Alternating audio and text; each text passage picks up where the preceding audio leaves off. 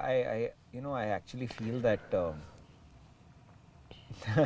that Dory did that for me, because I thought always that I was taking care of her after Ryan, but I think that she waited long enough to see that I was finding my feet, and she realized when it was time, and that it was almost like I thought she was my daughter, but she was mothering me, she was grounding me, she was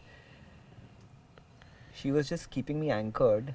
And I realized that, and I remember you had said that when I had communicated with her through you, that she said that she played her part, she fulfilled her life purpose with me. And I always thought that she was closer to Ryan, but she was in a way, but she was also my child. And I think her purpose was to make sure that, okay, now you're standing on your own feet, and I know you won't fall far enough.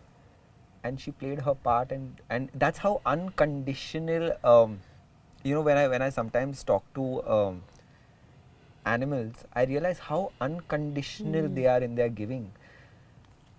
In fact, I remember when I'd spoken to you after Dory, and I was feeling really guilty because I'd gotten her neutered before she passed. And then she didn't recover fast enough. And I said that I'm going through this guilt. Is it my fault that she has crossed over? And she said that, the neutering was something that she needed to go through, but also this was an experience that she chose to go through because it gave me a reason for her to go. Otherwise, I would just wake up one morning and she wouldn't be there, and it would have been hell for me. So even in her going, her choice to go, she chose that experience. She tied it in with her own karmic experience that she had to go through. And she didn't. So while she was recovering from her neutering, she was in touch with another communicator was in touch with her, and she completely blocked her out. She didn't tell her. She didn't give her the information that she was going to go, because she was like, in case if these guys get to know that I am going, they will be devastated. Yes. And it's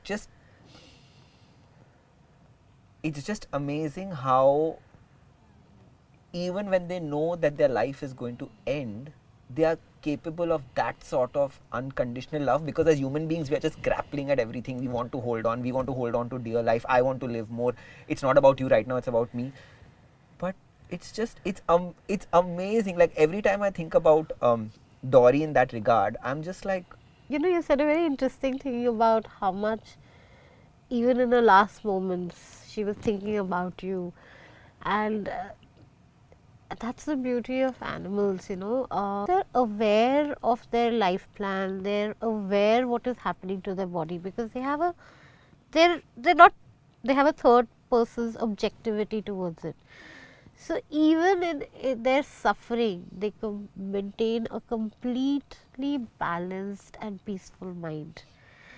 And they always come from a place of non-judgment and unconditional. Until the last breaths, they are playing that role.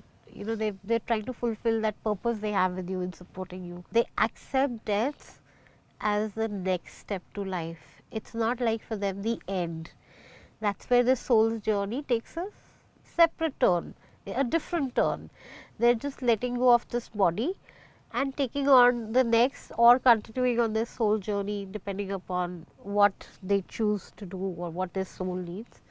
So that's why animals they're able to do what they're able to do for us. yeah. After learning animal communication, I just look at animals completely differently. Like completely differently. They are wiser beyond our imagination.